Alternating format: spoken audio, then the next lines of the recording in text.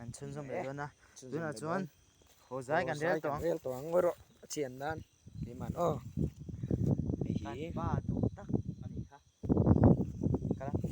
ô hay bây chú ở thản luôn à bây son em vóc mấy giặc tổ luôn nhỉ sao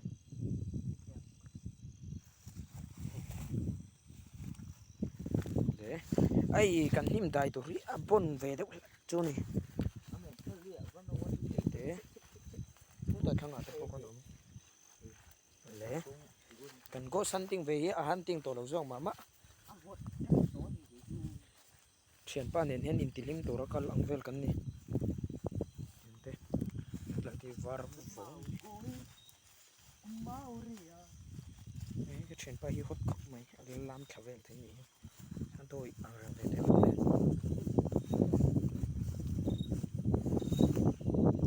lúc học về lo thế mình chưa là buồn rồi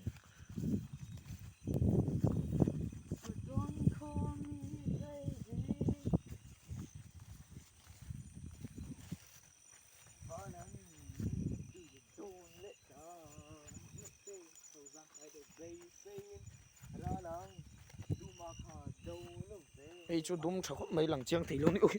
chuối lắm vậy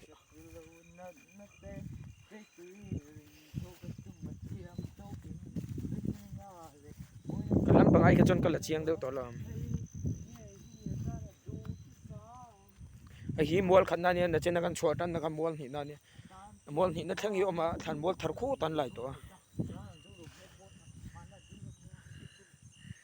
cái khăn pathum xuống có khăn thiếu nhiều tất này chứ su kum za da man ya phơi này sao giờ đâm thì cần lâu này về răng to này bây giờ có thể